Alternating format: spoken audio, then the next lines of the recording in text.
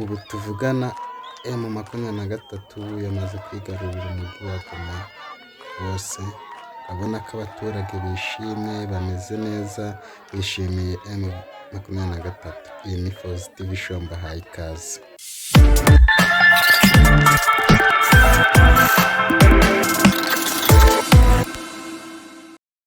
Willy Ngoma.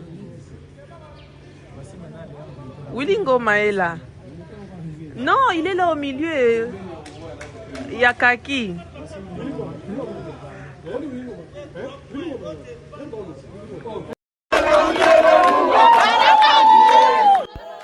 Abaturage ba Goma bishimiye abasirikari ba M23, barabishimiye cyane, babahaye ikaze.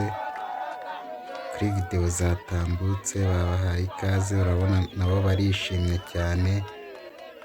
Ese muri make Igoma aho M23 iri mu buryohe, kuko byavugwaga ko M23 kimara gufata umujyi yahumurije abaturage bose ko nta kibazo bari buze kugira.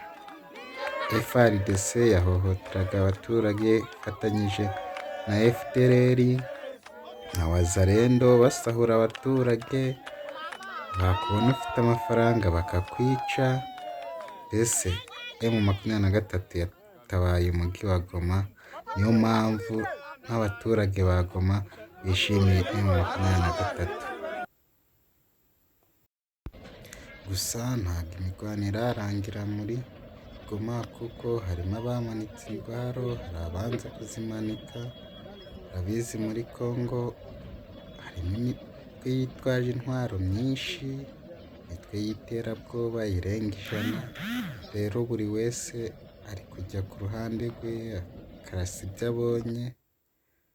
Urabizi harimo na uyu niwe bita General Sultan Makenga Katamuzi. Gusa urabona ukuntu umujyi wa Goma umeze, haracyarimo abafite intwaro, abanze kumanika amaboko. Ni ibibazo gusa.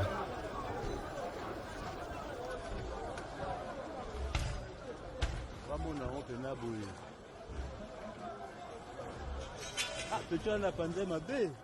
Panzani. Abeta isuo lokolo. Chodisi wana vitu wana. Onde msafiri katani dena.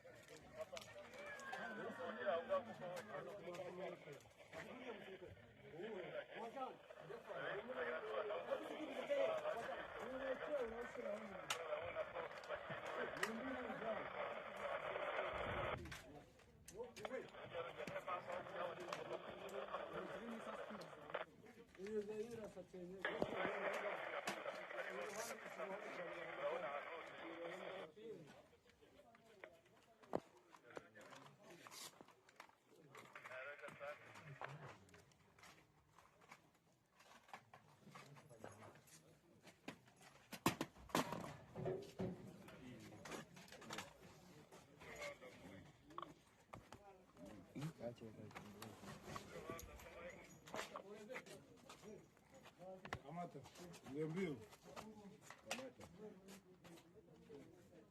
Kamata. Kamata. Kamata.